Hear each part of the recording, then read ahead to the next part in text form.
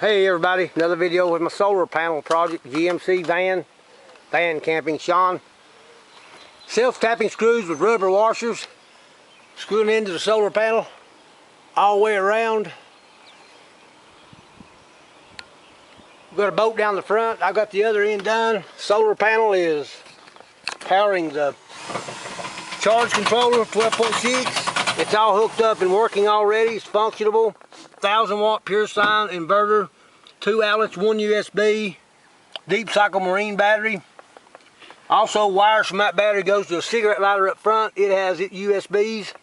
We've done plugged the hot plate into this. It does work. I can cook without propane. Plug up electric lamp to camp with electric light bulb. Electric heater for winter camping. Got the setup. Got done. Took us about 4 hours. Thank y'all for watching. Here's the solar panel, 100 watt solar panel, 1000 watt power inverter, deep cycle battery.